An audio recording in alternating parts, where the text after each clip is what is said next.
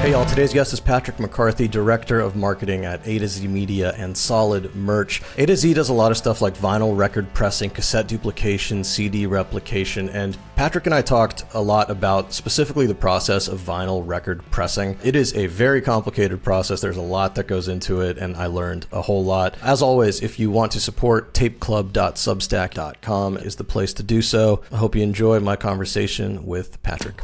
I got Patrick McCarthy with me, Director of Marketing at A to Z Media and Solid Merch. Patrick, thank you for coming on the show. Super excited to have you here. Thank you so much. I've really been enjoying the episodes I've seen so far.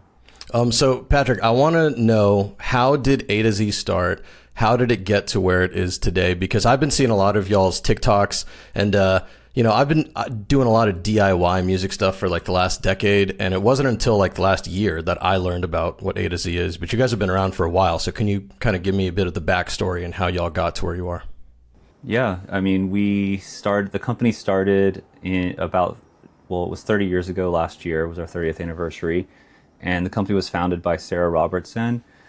And she was she's British. She was living in England and working at like a CD manufacturing company. And she wanted to come to America, and she came to New York, and eventually got involved with the music scene in New York City and started A to Z. And she started in her apartment. It was very DIY. Last year when we celebrated our anniversary, we found all these great photos of like her, at a desk with like a fax machine, and all this sort of stuff. But she started really as a true DIY spirit, and it's really been the through line for the company ever since. I mean, one of the first clients was like Zodic, John Zorn's label, Zodic Records, and we still work with Zodic doing all their merch and books and CDs and everything, and working with local music venues in New York like Knitting Factory when they were doing CDs, doing things like that, and just really built like a DIY grassroots community of independent artists and labels.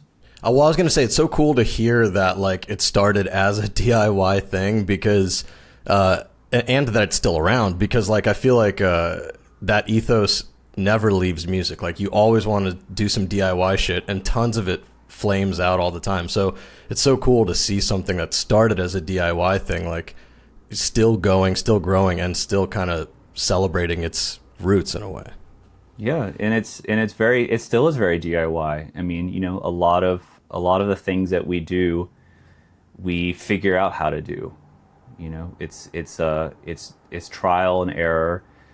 People come to us every day with projects that we've never done before, and we have to figure out how to make that happen. And we have a great team, a lot of creative people, a lot of musicians, a lot of visual artists, people that are interested in photography and in the arts in general, and just music fans. So like you kind of have these champions on the team that even if you're not even aware that this person's working on your project, there's someone that's like a big fan of the band or something like that, and they're just doing the pre-proofs, and they put a lot of care into it because they're fans, and we put care into everything. So it really pays off to have that level of kind of dedication, and just the knowledge of that every one of these projects is someone's baby. Someone spent years working on writing the music.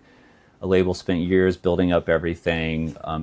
You have to really white glove it all, because if anything goes wrong in that process, it's a trickle down effect. So it's always about that. And it's just, I say indie's important. It still is. We work with the biggest indie labels around, biggest indie artists. We work with some major labels as well. But the bread and butter is indie artists, indie labels. And, it really goes from indie artists that are doing 100,000 records to indie artists that are doing 100 records. And they're all treated equally. We have respect for everyone on that journey, because the artist making 100 records today might be making 100,000 records next year. Yeah, that's a great way to put it. I mean, music really is just like, you never know who's going to pop or what's going to happen. I used to work a lot with a music festival called Treefort Music Fest in Boise, Idaho. And they kind of, like, I don't want to speak for y'all, because this might not be true, but I feel like they service a similar tier of artists that you guys do for the most part, and that's like what I would call like the working class musicians or whatever, where, you know, right now they're playing these gigs, and maybe in 3 years, 5 years, they'll be playing like giant shows. You know, one example of that is like at Treefort was Lizzo. I remember seeing Lizzo before she was anything, and then she was winning Grammys, and you're like, whoa, what the hell? Like, this person played the tiniest room ever a few years ago. So it's cool that you guys treat, you know, all those artists the same.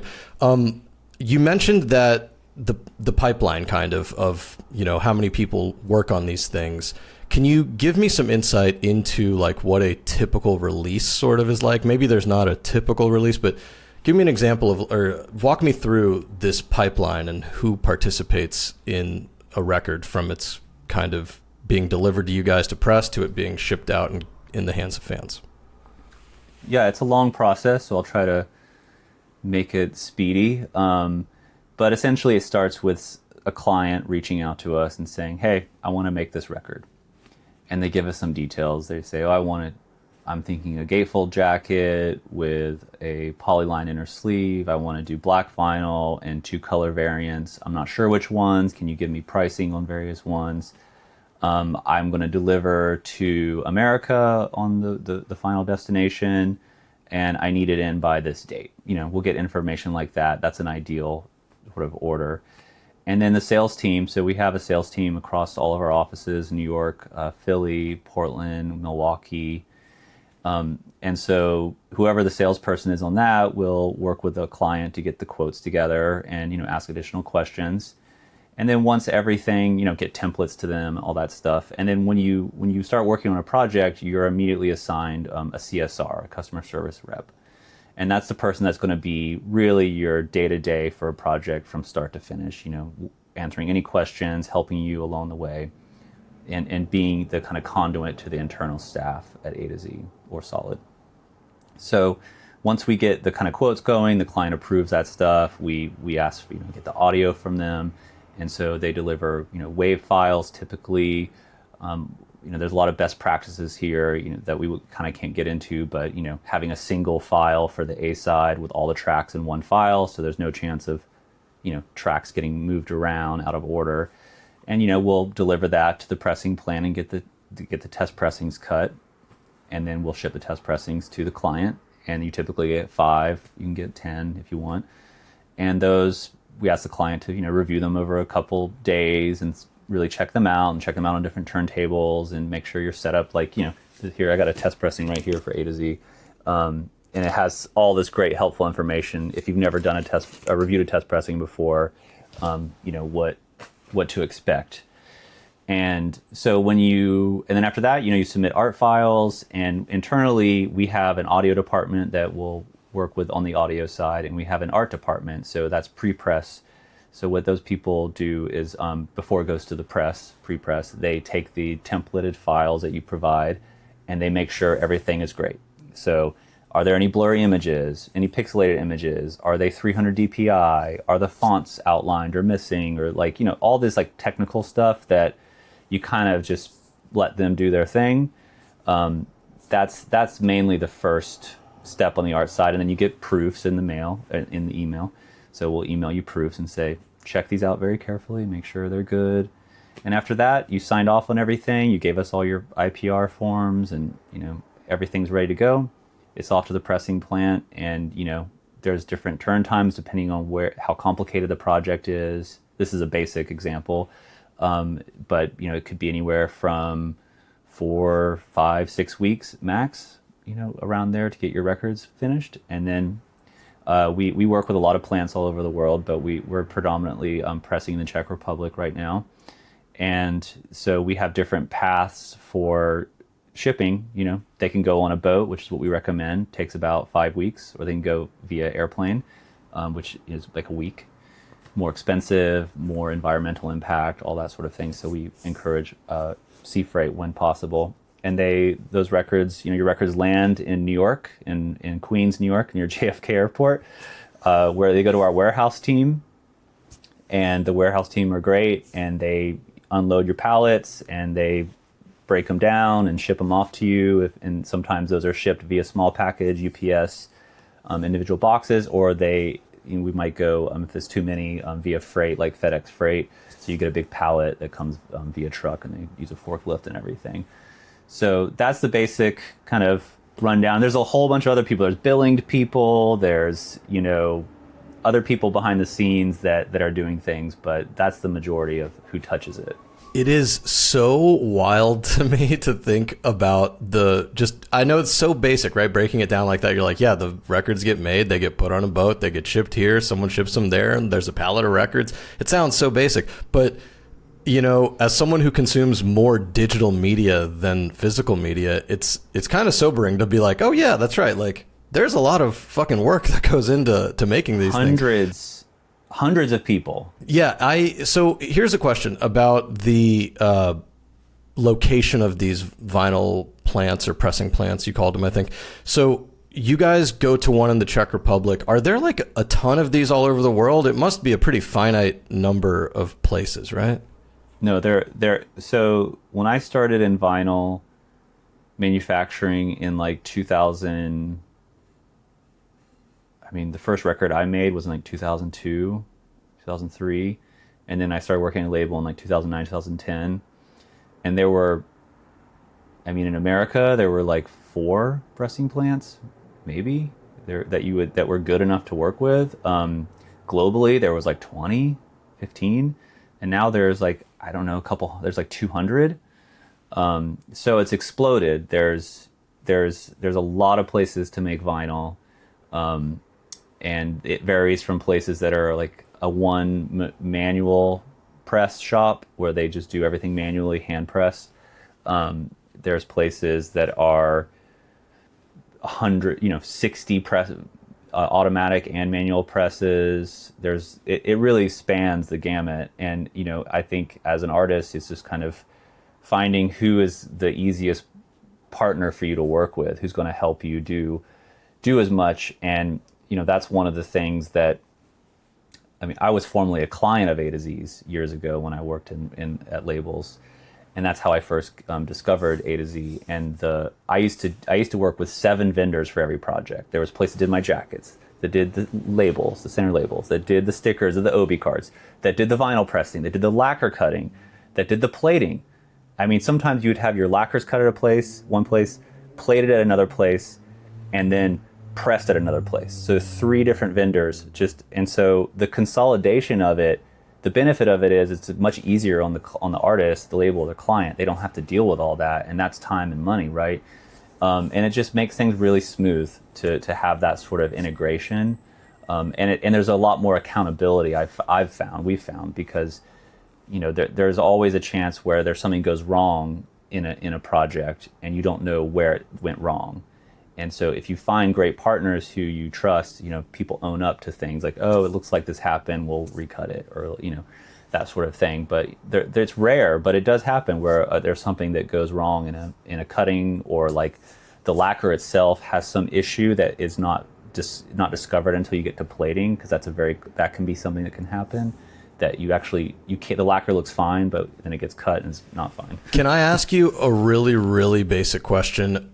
Like, for someone who doesn't know, what are these terms? What is a lacquer? What is plating? Just a quick, broad overview of what these things mean. So lacquer is there's 2 different types of the first step of making a vinyl record. So you have your audio. Your audio has to get into the medium somehow. So there's a lacquer, which is a big black disc. It looks like a record. It's a little bit larger. It's more like soft, malleable. The medium itself, you could like push it in, because the record the stylus cuts the grooves into the lacquer. So it's kind of like the same material as like nail polish. I think that's typically how it's described. And there's only one place left in the world that makes lacquers, in Japan. So it's talk about a pain point in the industry, because if that place closed, had some issues. Why is there only one place? Why doesn't someone just open another place? Extremely expensive, tons of proprietary knowledge. There was a place named Apollo that was in America that actually was everyone used for the most part. And they had a catastrophic fire 10 years ago maybe, and they lost everything, including all of their proprietary documents that were in the building. So everything burned. They lost all their formulas, and they just kind of called it a day. They were just like, we can't rebuild this. It's, you know, there's environmental reasons that it's hard to put it in certain places. There's a lot of restrictions on the materials that are used. So you have to be very careful with this stuff. And so that's why there's only one left, and it's in Japan, and they do an amazing job, and it's very, very good quality. So that's your lacquer. You also have something called DMM, which is a direct metal mastering, which we do a lot of, and that's a copper plate. So it cuts directly into the plate as opposed to into the soft lacquer. And then from there, here I'll show you some stuff. And then from there, you take the lacquer and you go to the silvering process, and it goes into this machine that's kind of like it's mounted vertically, and it gets sprayed with silver, and it coats the lacquer. And then that is pretty quick. And then they put it into a nickel bath for what's called the plating. So the lacquer goes in there, they pull the part off the lacquer, that goes the mother, they pull that off the lacquer, and then they go into the plating bath. And then it's basically these little like metal sinks that have little bags of nickel pouches in them, and they sit in there for a long time, and they spin, and the nickel comes off in the water and gets attached to the stamper, which is this guy here. So this is what you can actually press the record with. This goes on the pressing machine. Here's the A side. Here's the B side. For the listeners, you're holding like it looks like the size of a record, and it is a silvery kind of metallic, almost floppy thing. Mm-hmm. How would you describe it? Yeah, it's floppy and shiny. It looks kind of like a CD, like a giant CD. And this is where the grooves are. So it's a reverse of the grooves, so they're sticking out as opposed to in. So when the record gets pressed, these grooves, like a stamp, push into the vinyl puck that then quickly melts, and the grooves get stamped from the stamper into the PVC. And so that's how the record is made, and you can get about 1,000 impressions off of a set of stampers. So if you're doing 2,000, 3,000 records, you're going to have 2 or 3 sets of stampers. And if you're doing 180 gram, you get 500 impressions instead of 1,000. There's, if you're having color changes, you might need more stampers. So, it's a complicated process. Yeah, to say the least. It sounds like, I didn't know that there was so much going into it. I'm a total noob when it comes to vinyl stuff. Like, I basically am just a straight digital person. Cassettes, of course, but even then, digital is just a little bit easier to listen to. I want to go back to something it's more accessible. I want to go back to something that you said about how you used to be a client of A to Z's before you ended up working with them. Is that like kind of a typical story for people who are on the A to Z team? Like, do you have a lot of folks who like play in bands or like do music stuff? Or are there people who just get involved because it's a job? I would say we definitely have a lot of people on the team that are music makers, that are in bands, that have their own labels or have had their own labels. A couple of salespeople have had labels in the past, or put out things currently, put out books, that are in touring bands, that are just in cover bands, that are EDM artists, DJs, the whole gamut of music makers. It really spans at A to Z. And there are people that are just music fans and came to the company from a job listing and were like, oh, it's cool, I can work in the music industry and do something that, because there's a lot of stuff in the music industry that people think like, oh, what do you do in the music industry? You're in a band, that's all you can do. There's a million jobs that you can do in the music industry. So if you're a fan of music, you can work in just production, just helping people make stuff. You can work at a pressing plant, you can work at a mastering studio, you can, there's all these different places you can work at. Record stores, a distribution company, all of that. So a lot of people do make music and are in the arts, and so I think that's kind of one of the things that, or we're former clients, and that's one of the things that really kind of strengthens the understanding, because like we get it, people are like, my records are delayed and I'm going on tour tomorrow. Like we get it, like we get that stress of being in that space. It goes back to what you were saying earlier about how everyone in the pipeline who's involved with creating this thing understands that this means a lot to the artist. Like they spent time making this art, so you guys want to make sure that it translates and that it's made with care.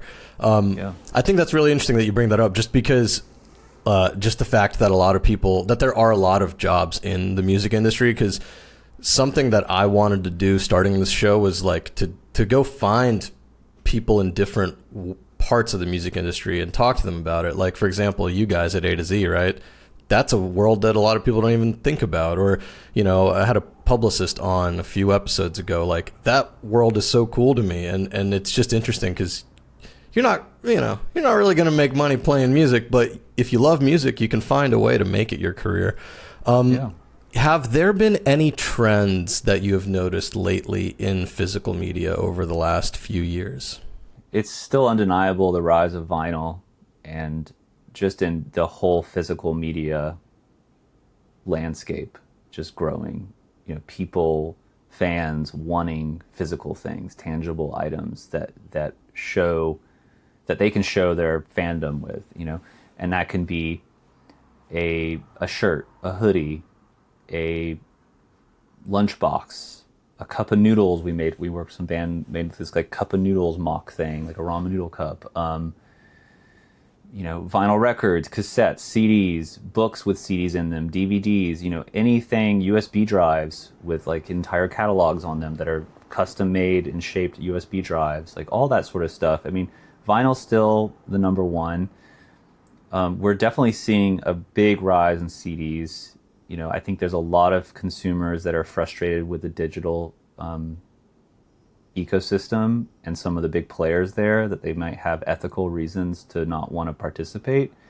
So, you see a lot on TikTok, people like talking about, I cut the cord with streaming music and I'm only listening to CDs now, or, getting into Bandcamp downloads and like, what's a good MP3 player? And you see that sort of thing starting to happen. But a lot of younger people getting interested in CDs. And I think there's, with the resurgence of new players in that space, like actual playback machines, because for a long time, you really couldn't buy a new CD player that was under $1,000 or $500. They were more like audiophile.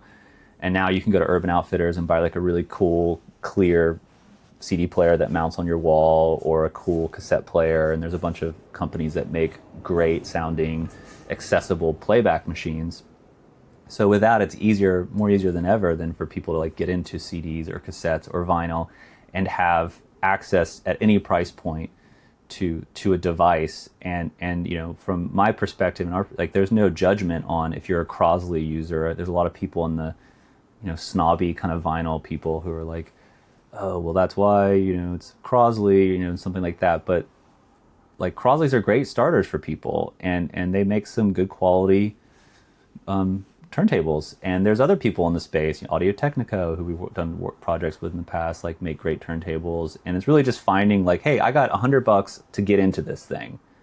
How can I do that?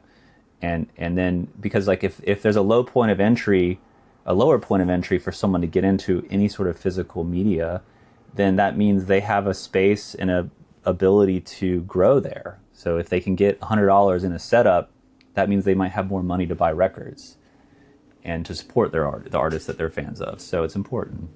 Yeah, that's a great point. I like the fact, well, first of all, I'll say gatekeeping is going to happen. That's the human nature. It happens across all industries, all interests. It's just always going to be there. So whatever, we all know how we feel about it. Get it out of here. Just get involved. Do whatever you want to do. Yeah. I like that you brought up the CDs, the rise of CDs. I feel like that is definitely the trend for the last like couple of years. CDs have outpaced like cassettes. I feel like cassettes were cool 10 years ago. There was like a revival, and slowly it's just like it's dead now. No one cares. But CDs are very back. And I was reading a couple things, earlier this week, predictions on the rise of the iPod again, like that becoming a thing. So who knows? Maybe there'll be Apple will bring back a new version of the iPod. I don't know. We'll see. Last thing before we get to your mixtape, before we go to a quick break. So most companies that will do vinyl record pressing or whatever, cassette duplication, CD replication, that's kind of like what they do, and that's where it all kind of ends. I think A to Z, you guys also do more, though. You do merch, you do book printing, you do stuff like that, and you have a partnership or a sister company, right? Solid Merch. So tell me a little bit about that. Yeah, so A to Z was the first company that was started, and we initially just started doing CDs, and then got into other formats, CDs, DVDs, and then got into vinyl.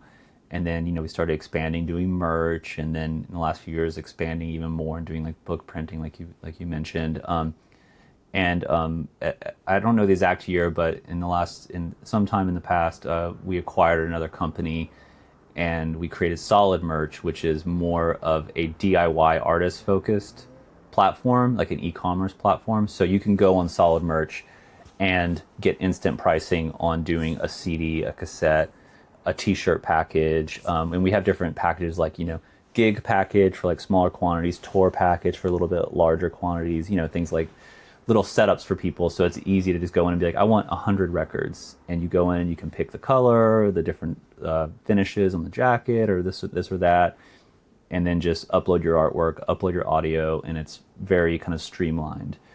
And so Solid is definitely more geared towards people that are making 50 to like 200, 250 items, CD, cassette, vinyl. And A to Z is more of the bespoke lane.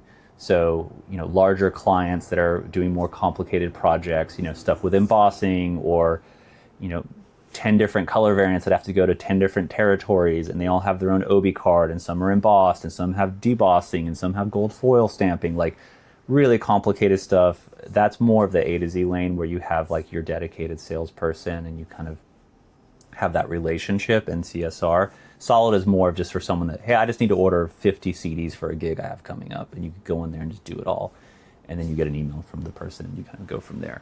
So that's the big breakdown. But it is like truly is, the goal is to have something where you can get anything you need from A to Z. It's it's right there in the name. You can get your cassettes made. You can get a plushie made. You can get a quilted, blanket made. You can get fake tattoos made. We did a project with Sleater Kinney for their last tour, for their last album, where they wanted to have upcycled denim jackets. So they sourced a bunch of denim jackets, like Levi's jackets, sent them to us, and we had them decorated. And then so they had, every jacket was different. We've done stuff like that are really cool little projects. So, we did the last Leve album that was hundreds of thousands of records and 5,000 cassettes, and that had dozens of variants with all sorts of Easter eggs and different territories. She signed 30,000 jackets or something crazy like that herself, and we coordinated all this stuff. So it's like, it's a huge variety of things, and it's really exciting because you get to work on some cool records that you're a fan of. It could be a soundtrack or a TV show that we're doing the soundtrack for, or just a band you're into, and you get to work on their tour hoodie or something.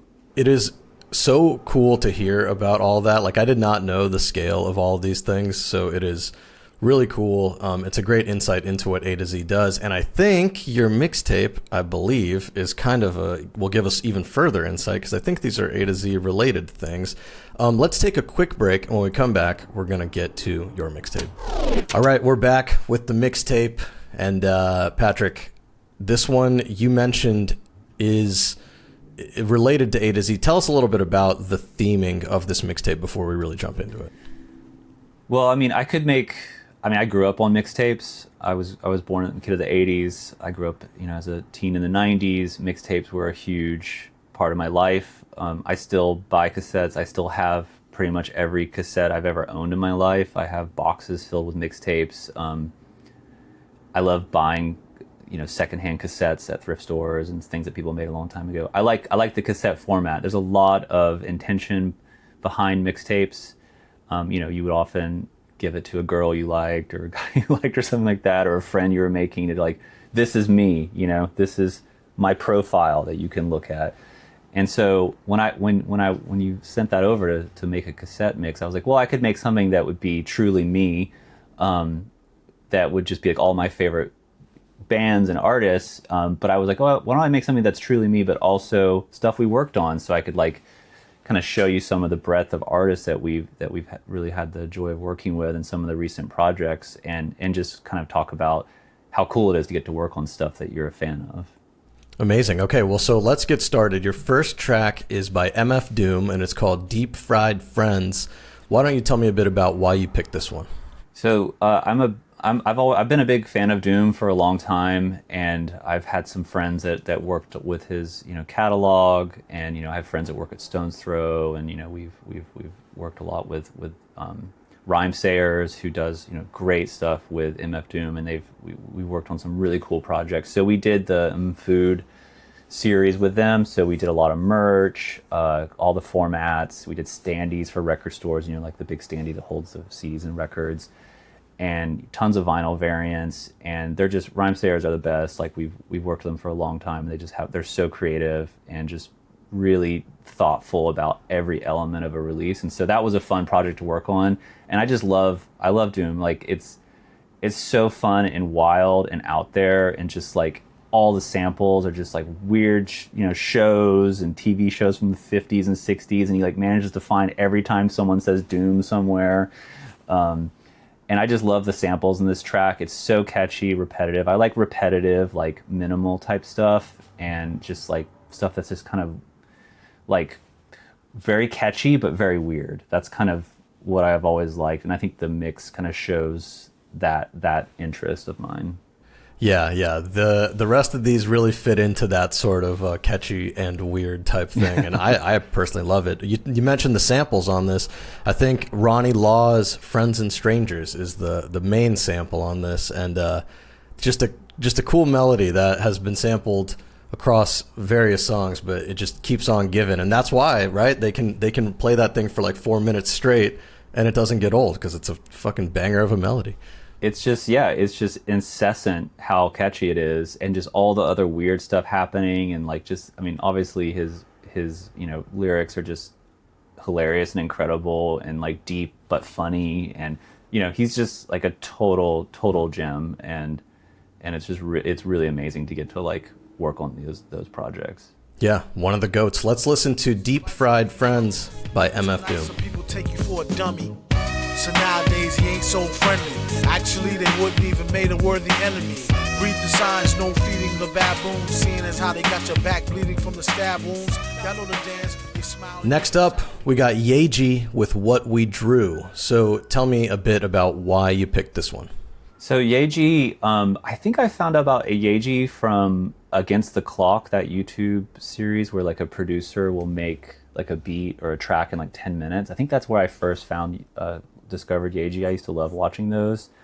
And she's an artist that I just love how quirky and interesting the samples are. I love that she draws from like her heritage and like sampling things from her community, and but then kind of melding it with other things from other communities. And it's so cool, and the music is so catchy. It has like, I love that, the kind of house trip hop. I don't really know all the genres she's really hitting, but like I just love it, what it does. And it's on we work a lot with Beggars Group. XL is the label that record was released on, and I just remember it came out during the pandemic, like maybe right when the pandemic started or something, and it was like a record I listened to a ton during lockdowns, because I was, you know, it was just like, it was so fun and joyful, and but it kind of has this like melancholic side too that's kind of interesting. So I don't know, I just liked that record a lot, and it was a project we worked on, and it was really cool to do that. It has a nice Obi card and everything, and the packaging is really, really beautiful.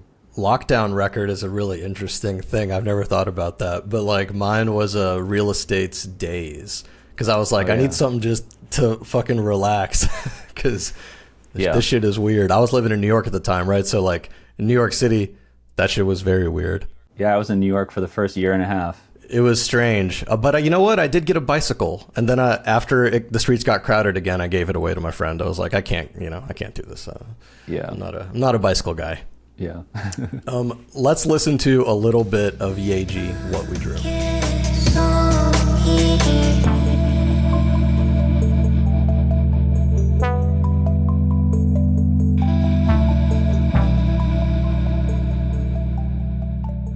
Next up, we've got Arthur Russell with All Boy, All Girl. So tell me a bit about Arthur Russell and what Arthur Russell means to you.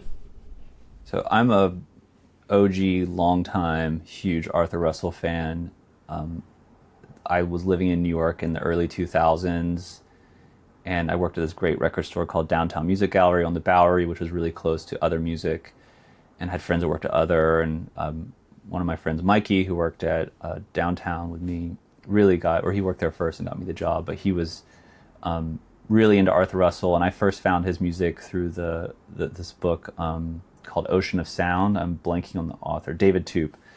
And in high school, I got into Arthur Russell from that book, and an older friend who lived in New York that was from my hometown, he had a copy of World of Echo, and I remember it was sealed, and when he opened it, I went into his house and dubbed it to cassette so I could listen to it because it was unavailable. It wasn't reissued yet. It wasn't on YouTube or anything. There wasn't anything available. And so I go back that far, and I just got like completely obsessed living in New York, trying to find all the 12 inches, all the projects he worked on. Ended up becoming, kind of close with some of the people he played with and worked with them in the studio. I used to work in recording studios, and I worked on a record with some of those people. It was really cool. And then became friendly with Steve Knutson, who runs Audica, the label that releases all of it. And then A to Z works on all those records.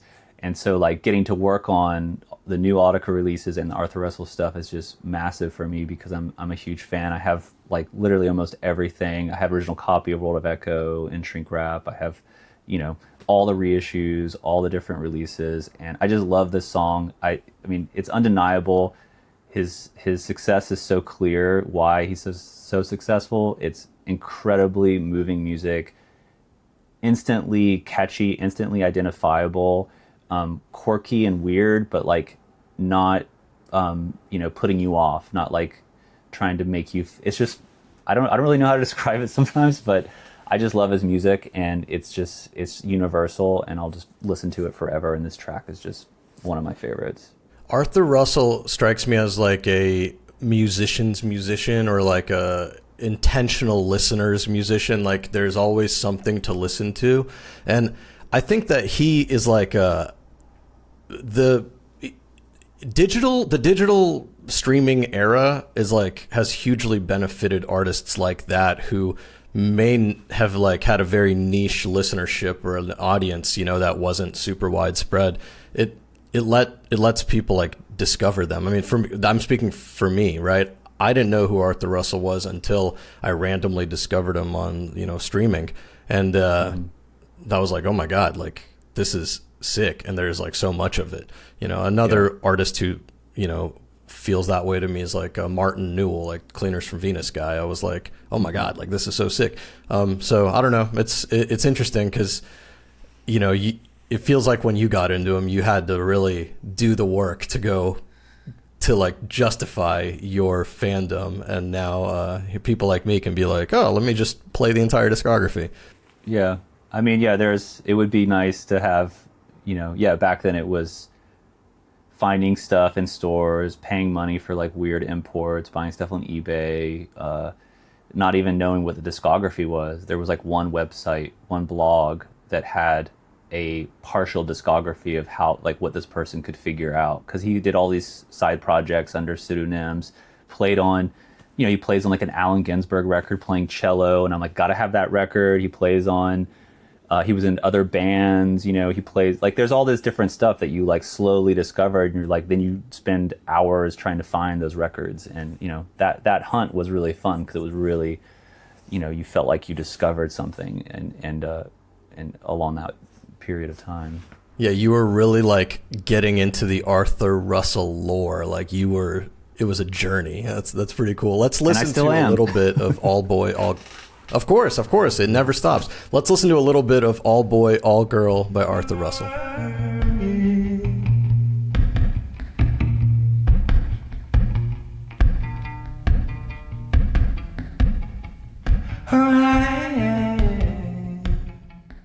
Next up, Radiohead with Idioteque. So why this one of all the Radiohead songs out there? Why Idioteque? Well, we work on all the Radiohead stuff, like OK Computer and Kid A, Amnesiac, all the records and even the Smile. We do all those projects, and it's really crazy when you get to work on something like that. You're like, wow, this is a big record. And I picked that song because I remember when that record came out, and I remember seeing them on, I think it was SNL. I think it was SNL. They played that song, and it's just such a weird vibe. It's such a dark, ominous vibe. And I love the drum programming. I think at that time, I want to say they were really doing a lot of stuff with like Max MSP, this like computer, like really esoteric computer program for like creating very complex music environments and instruments. And I remember reading interviews with them. I'm like a Radiohead fan, but I'm not like a huge Radiohead fan. I really like Radiohead, and I probably have all the records, but like I'm not an expert by any means. But I've just always liked Kid A. It was like this big departure, I think, for them in a way. And it's a great example of like making challenging music, but it's like accessible in a way. And I think there's something subversive about that, where you can make something where you're having this challenging kind of, maybe the messaging is challenging, or the instruments and like the treatments are very weird and esoteric, but like you can hum it and it can be a single and it can be catchy in that way. And so I really love this song and that record in general. I just think it's a real monumental album. I always compare it. This is kind of like, now knowing how history has played out, it's kind of maybe not the best comparison, but I always say like Kid A is to Radiohead what Yeezus was to Kanye West, where you're like, wait, what are all these like weird sounds? What is this shit? But why do I love it? Like, it's it's crazy. Yeah. So one question I have real quick. So you mentioned you guys work on Radiohead stuff. Do you have like is there some sort of like leaderboard in the office or whatever, where you're like, what's going to be like the biggest project we've ever worked on? Or like, do you guys keep track of that kind of stuff? Like, what's the best selling thing A to Z's ever worked on? Or is that sort of not on your radar? No, we definitely will talk about that, that we'll say like, oh, wow, this is a big record. Or this was a big complicated project, or we've repressed something, a million times. And it's just like, yeah, you definitely have visibility on that, or, people talk about that and be like, wow, yeah, this is a really big project. And, but, equally people talk about, oh, check out this cool record. I saw this band play at this venue in Brooklyn, and we get to press a record, and it's 250 units or something like that. But like, that still gets played. We have an office turntable, in New York and Portland. All the offices, people like listen to music all day, and we have, people put records on that we're working on, and someone, might be like, oh, this is a really cool project that this artist I'm working with, we should check it out. So yeah, it kind of spans the gamut. But yeah, when you work on, especially, I remember, I wasn't at the company at the time, but I remember hearing like when we worked on King of Limbs, there was like, you have to sign all these documents saying that you won't talk about it. And everything's above board like that. We don't talk about anything until it's announced. We talk about it in the office, but like if we're working on a top secret record, we're not talking about it to anyone until it's announced. And then we can say, we worked on this project. So there's a lot of secrecy around stuff like, especially these high profile projects.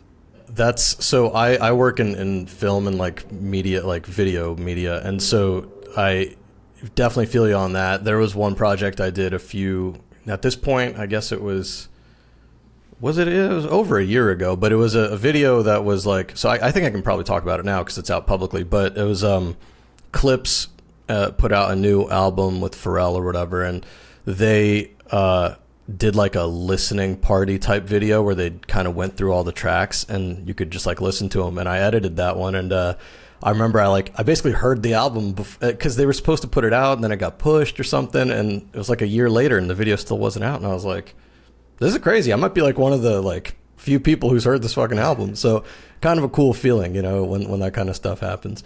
That was a crazy sidebar, but let's listen to a little bit of Idioteque by Radiohead.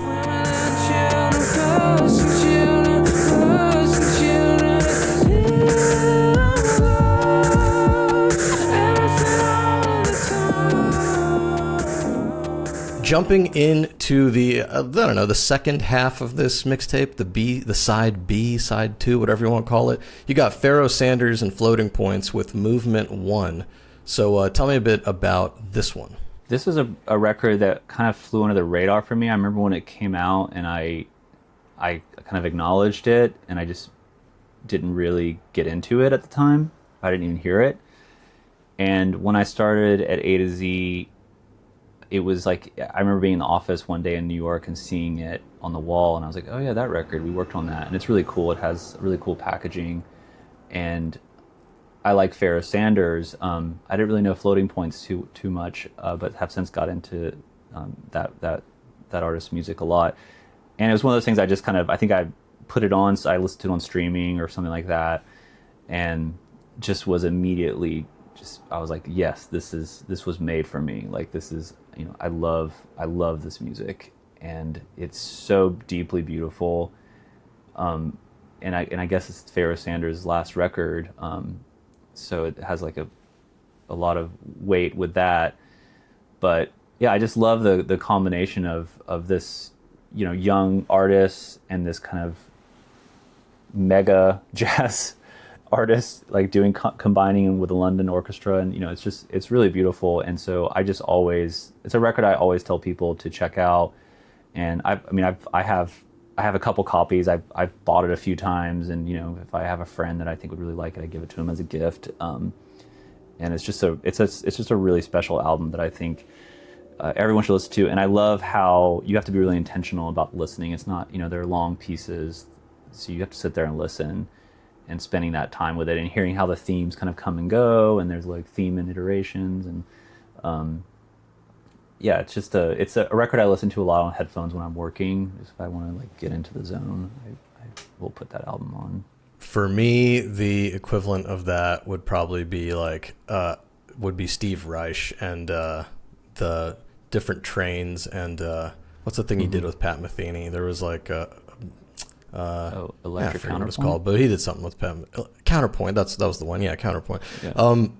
Yeah, that's the stuff where I'm like, no, but sit down, dude. Listen to it, bro. It's good. You know, you can't just digest it in 30 seconds. It's an intentional listen. Let's listen to a little bit of it. Here's Pharoah Sanders and Floating Points with Movement 1.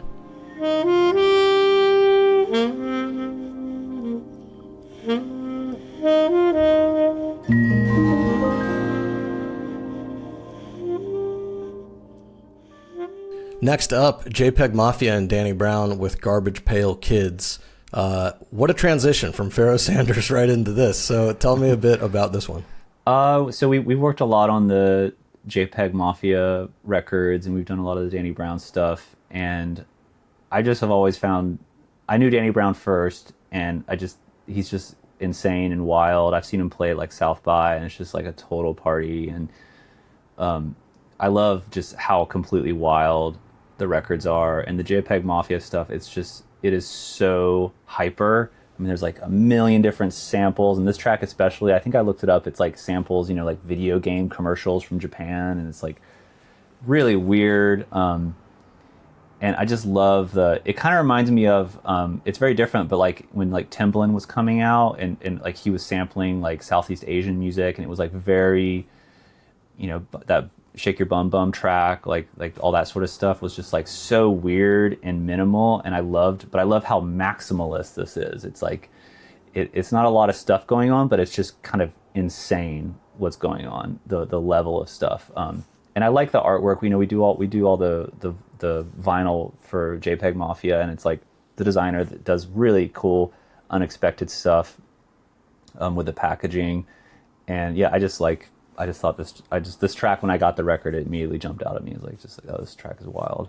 Yeah, it's a very cool one. A lot of like hyper pop type sounds and a lot of like punk ethos in in this work. Yeah. Let's listen to a little bit of it. Here's JPEGMAFIA and Danny Brown with Garbage Pail Kids. Some of you niggas been talking that shit, you spit on your life, you motherfucking rats. Get lined up and then up, get slapped in the dub, get shot, and do the back. Shut the fuck up, them sound like puzzle, damn, you take, you back in the Mac. This nigga ain't on my league, and they right in the head, but pull your daddy out his cat. Next up, Big Star with Nightime. Tell me a bit about why you picked this Big Star track.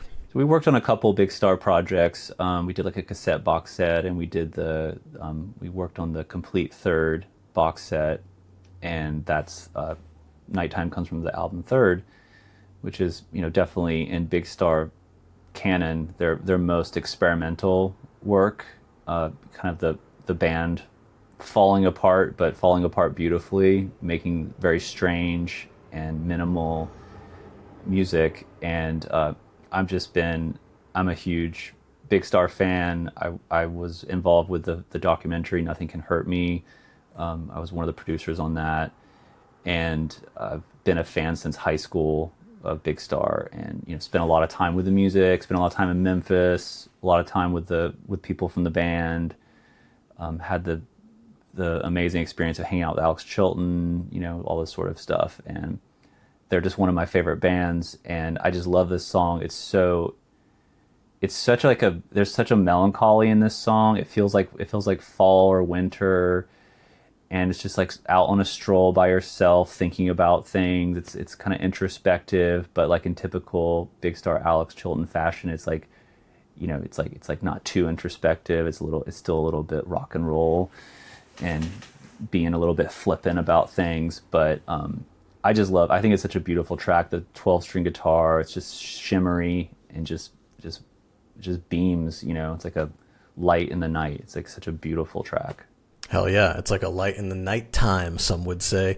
Yeah. I think it's interesting that you're such a Big Star super fan, but you didn't open the mixtape with this or close it with this, because I feel like that's usually where the statement tracks happen. You buried this one, 7 out of 8. But look, whatever. Look, we'll give it some credence. Let's listen to it. Here's Nighttime by Big Star. At nighttime I go out and see the people. Air goes cool and hurrying on my way, glance in your eyes. And of course, the closer track, this one is my favorite off of all the ones that you put on here, Acetone with All the Time. So why pick this one as the closer? We worked on the New West did this really amazing box set for Acetone with like all the records and like unreleased stuff and a huge book. And before that, I used to work at a record label called Light in the Attic, a reissue label, and I worked on an Acetone anthology, and it was the first kind of collection of music of Acetone and presenting it as like, you know, a looking at it as like, hey, maybe you don't know about this. This is this great band from the 90s. And in working on that, I became aware of and friends with this great LA writer named Sam Sweet, who wrote a book called Hadley Lee Lightcap, which is the kind of definitive story of Acetone. And actually, I live in Highland Park, Los Angeles, where Acetone lived. You know, they have York Boulevard is right here, and that's one of their albums. And like, you know, seen them play here, and you know, there's a lot of little ghosts around this neighborhood of Acetone. And when I first heard the band, I was just struck by, I didn't know them in the 90s. I remember their name, but I never listened to them. Just like how beautiful, minimal, how understated. But like, I mean, Mark, his guitar playing is so incredibly complex, and just, he's shredding in the most non-shredding way all the time. Like the quietest shred, just like these bends, and especially this track, just that the doo-doo, all these little, in the interplay with the bass and the vocals that are just like barely audible. Again, it's something that it's weird, but so beautiful and catchy, and I love that about it. And so I just like, their band, I listen, especially driving in my neighborhood, I listen to them all the time. When I get in the car, I just put on like Acetone, I just listen to them, and it just kind of, because I know that's what they did. You know, a lot of their stuff was like driving around in the area and like listening to music, and I like to kind of honor that in a way. I like that you bring up like, you know, reissue labels and stuff like that, because maybe I'm getting it confused, but I think it's because of Numero Group that I even found out who Acetone were, and that was not very long ago, to be honest. It was maybe three years ago or 4 years ago, and it's just really cool to see like reissues like breathe new life and find new audiences for old music. It's one of my favorite feelings, just to find a band who was from a time before I listened to music that like resonates with me so heavily, and they were one of those bands. And that's a huge part of A to Z. We work with tons of reissue labels. You know, we do all the Numero Group stuff. So we do all their box sets and the merch. And we work with a lot of reissue labels that are discovering these kind of unreleased, underappreciated albums. And that's a big special thing, because, you know, there's bringing that to people's attention is a gift, because it's not gatekeeping. You know, it's like, hey, here's this amazing music that you might not know and you might not have access to because the records were, you know, small presses and they're really expensive and they're, you know, whatever. Like putting that stuff together in a collection and putting a bow on it for them and presenting it in a really great way, it just makes it so enjoyable to have that experience. And yeah, so this record is one of those ones. And I highly recommend the book Hadley Lee Lightcap. It's like goes deep. Hell yeah. All right, well, let's listen to a little bit of it. Here is All the Time by Acetone.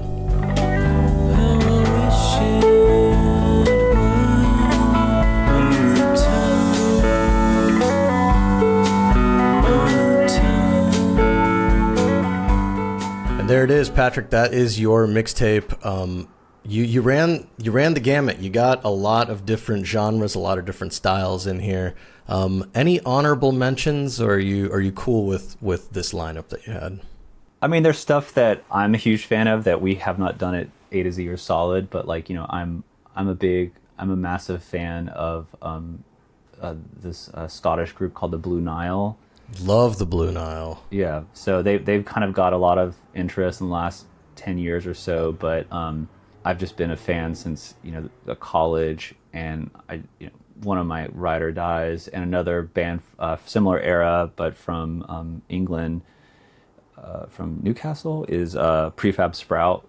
Massive Prefab Sprout fan. Of course, bro. Yeah, I was going to say the Movement 1, the Floating Points Vera Sanders track, really reminds me of one of my favorite Prefab Sprout tracks, I Trawl the Megahertz, which is like a later one, and that's like all orchestral with like someone just talking throughout. But it's very similar in arc, I think, and it sounds the same in many ways. Yeah, I mean, both of those acts are amazing, so those are good call-outs. And I'll just go ahead and give you the call-out I was going to give when we were talking earlier about, rediscovering old acts. For me, a big one for this year for me was Micro Disney. I'd never heard of them until this year, and they've quickly become like one of my top 5 favorite bands probably ever. They're just so amazing. If you haven't heard them, go check them out. Beautiful, I don't know band. them. They're from Ireland from the 80s. Yeah, they were around the same time as, like the Smiths and stuff like that. But that's the first thing I thought of when I heard them was, they kind of sound like the Smiths. And then I like read about them a lot and watched a documentary about them. And their story is just so wild. And they're such a cool, underrated band, Micro Disney. I'll send you a mixtape or a playlist that I discovered in the last 5 years that someone in England hit me to, that is all 80s and 90s, what you'd say like sophistopop or, that kind of genre. And I did not know, they're very obscure bands. I did not know most of these bands. I mean, like Blue Nile, Prefab Sprout are on it, but like, so I'll send it to you because there's some deep stuff that I've gotten into from it. Fraser Chorus, the Fraser Pale Chorus. Fountains, those kind of bands. Fucking love all that shit. Yeah, there's a band. Yeah, this is not the Sophistopop show. We'll do that next appearance. We'll do a Sophistopop mixtape. Let's take a quick break, and when we come back, we're going to play a really fun game. All right, for today's game, we're going to be blind ranking unique vinyl records. So this one was a bit of a stretch. I was like trying to figure out what we want to play, and these records are all kind of weird. They're different styles of records. I don't really know how else to describe it, Patrick, but there's going to be 8 of them. So I'm going to give you the record, and then you rank it 1 through 8. 1 being the coolest one, the best one, I don't know, the most unique one, however you want to do it. 8 being the worst one, the most blah and plain one. So let's start it off with Anti-Flag's Bacon 7-inch. This is Anti-Flag's Bacon 7-inch. For the viewers, you're seeing it. For the listeners, you're just going to have to go watch this segment because I'm not going to explain all these to you. So, Patrick, the Bacon 7-inch from Anti-Flag. Have you heard of this one before? Have you seen it before? Never heard of it. Never seen it. So I guess it's a 7-inch album vinyl record that looks like a stack of bacon. Where would you put this one through 8? I mean, we make a lot of shaped vinyl at A to Z, and I'm a big fan of shaped vinyl. I think it's a fun format. I not a fan of Anti-Flag, and this is funny, and I think it gets a point across. But I'd say this is an 8 for me. I'll be honest with you. This is where I would have put that one at 8 as well. The only reason I threw it on there is because I was running out of time and I had to get the segment going. Next up, we got the Batman the Animated Series vinyl. This one is shaped like the Batman symbol. Where would you put this one in the rankings here? I know we've done some Batman stuff. I can't remember if we did this one. Wow, this is a hard one. Not knowing what else is coming down the line. It's a pretty iconic symbol. It's a custom die cut, so it would be more complicated. I would say this is probably, I want to say it's in the top 3, but I'm afraid of putting something in 1 right now. I'd say it's number 2. Let's do 2. Wow, all right. Number 2, Batman the Animated Series vinyl. It's a very high ranking. We'll see how you feel about it. Coming up in the next one is Flaming Lips Blood-Filled Vinyl. I found this in my research. I don't know if you've heard of this thing before. I have. Yeah, tell the listeners a bit about what this is and how it works. I believe this was a Record Store Day title at some point, maybe in like 2012 or 14 or something. I remember when that came out. And yeah, we do liquid filled and like sand filled records, and you can put a lot of stuff inside records. And it's kind of like, I can't remember the process. I think it's like a picture disc, or it's like there's an additional layer they put on it, and then with this one I think they took Wayne Coyne's blood and injected it into the record, and I think it was like 1 copy. From what I read, and I don't know how true this is, but from what I read, it was like the blood of different celebrities, and there was like 10 different records, and it was $2,500 a record or something like that. It was a little bit extra. I was like, this is crazy. But yeah, the Flaming Lips Blood-Filled vinyl. Where are you putting that one? You have spots number 1 left, and then 3 through 7 are all still open. I think I'd put this like around 6 for me. Yeah, I think that's a good ranking for it. It's a little bit like, at the time it was probably like really unique and interesting, and now it just feels like some edgelord shit where you're like, dude, get your blood out of my fucking record, please. Next up, the Voyager Golden record. This was the record that was sent on the Voyager ship in case aliens found it. They could try to figure out how to play it back, I guess. It had sounds of birds and stuff like that. Yeah, where would you rank the Voyager Golden record? Does it mean anything important to you? It does. When I used to work at a company that distributed this release, and at the time I didn't have the money to buy one. I really kicked myself because we worked on the big box set of this, and I kick myself for not getting it because it is such an important work. And yeah, the idea is that it was sent into space, and so if another species, intelligent species, discovers it, they can learn something about who sent it. There's famous recordings of important historical moments, different wildlife, like you said, and then there's the etchings have symbols that hopefully can be. It's like maybe it's the Jodie Foster movie where there's like a spinning thing and she goes to another universe, and they find how to build a device from these really cryptic messages that are from radio signals. Anyway, I like space stuff. My sister's a big space nut, and this to me I think is probably one of the most important vinyl records ever to be produced because of the huge meaning behind it, and I think it's incredible. So this is an absolute number 1 for me. Wow. Aren't you glad you didn't put Batman number 1? I know. I knew something was gonna. I knew there had to be something else. So yeah. Yeah, I was reading the Wikipedia page for this golden record, and they've included some pictures with it that are very strange. I'll try and put them up in the YouTube video, but the one's called "A Woman in a Store." It's just a woman in a store. One says this image depicts humans licking, eating, and drinking as modes of consumption.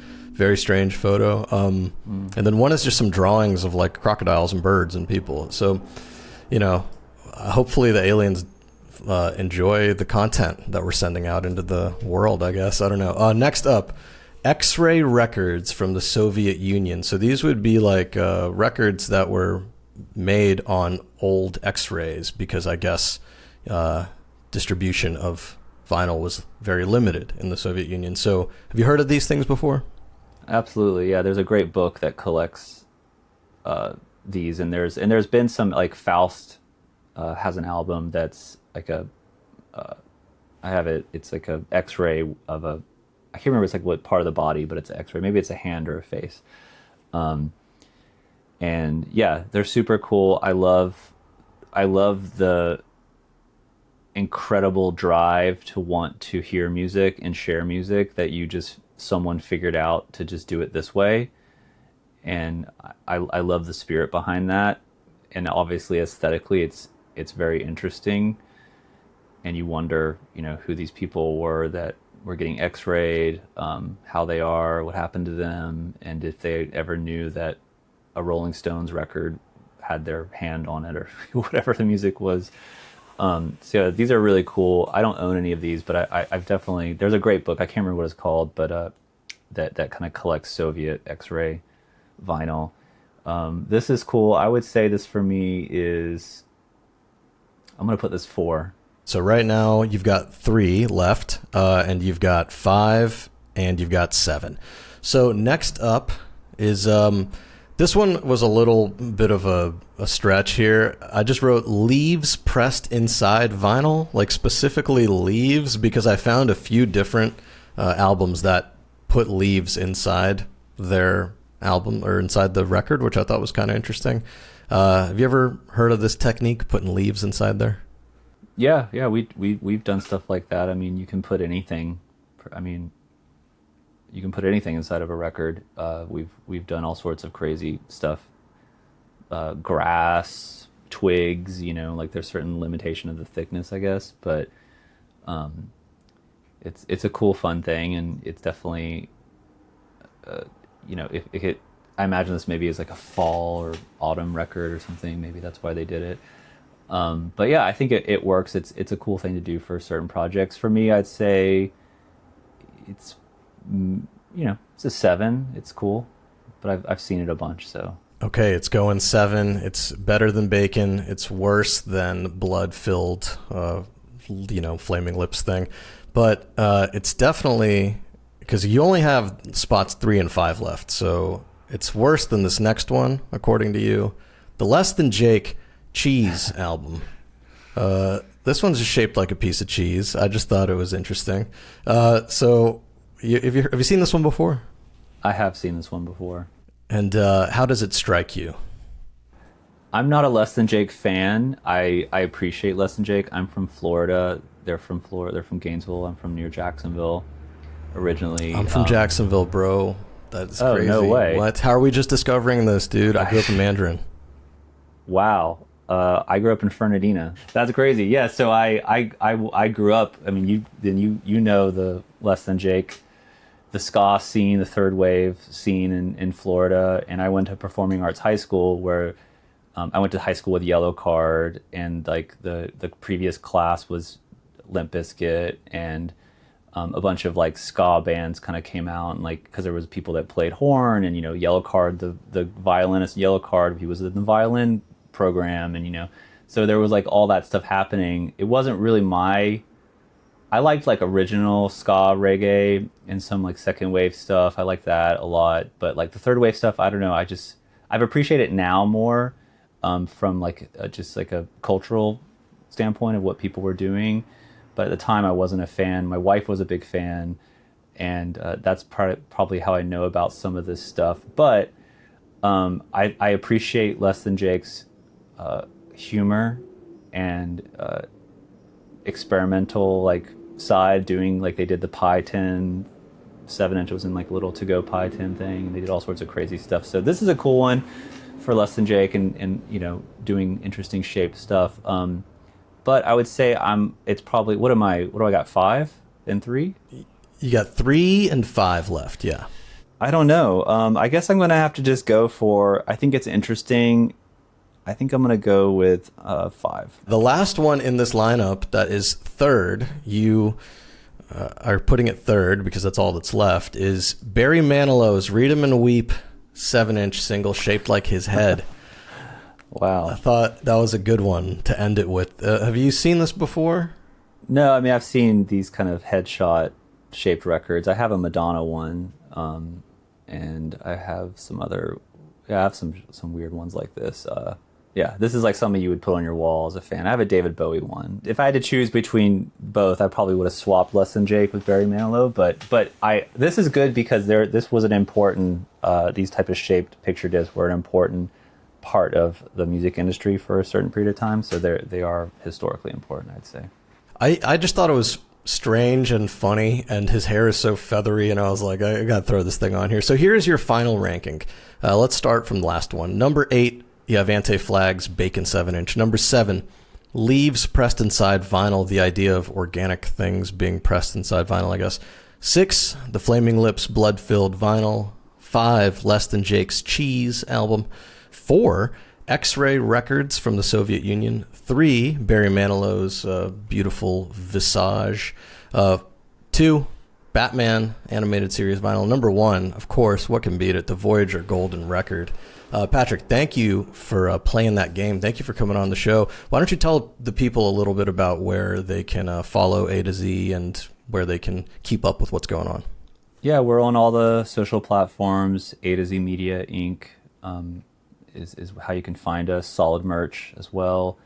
And A to ZMedia.com, solidmerch.com are the websites. And you can go on both of those platforms, have tons of photos to inspire you, show you different types of packaging options, color vinyl options. I mean, there's hundreds of colors that you can pick, thousands of types of prints, things you can do, and different types of jackets. So it's a cool space to go and just like have a look. And definitely on Instagram and TikTok, we post a lot of educational content, showing people like how the process works, or how to listen to a test pressing, and just inspirational stuff, like showing different cool projects worked on so you get ideas. And I think it's a great place to follow. Yeah, highly recommend the TikTok follow. That is how I discovered y'all, and it's the gift that keeps on giving. A lot of really great stuff going on there. Listeners, viewers, if you want to support the Tape Club, you can do so at tapeclub.substack.com. That is where you can sign up. If you sign up for free, that's amazing. We love that. If you sign up for the paid one, $5 a month, or you can do $50 a year, and it gets you quarterly little mixtapes that we make. And inside those packages that we send every quarter, I try to throw in some other tapes. I try to make it work out to like $5 a tape. So like something along those lines. It just kind of, where I got into it, it was at $5 a tape. Now tapes are like $12 each, but we're trying to stick to that $5 line. Patrick, thank you so much for coming on the show. Listeners and viewers, thank you so much for listening and viewing, and we will see you next time. Peace. Thank you. The J-Card podcast is a fully independent production. It is made possible by listeners and viewers just like you. So if you want to support us, tapeclub.substack.com is the place to go.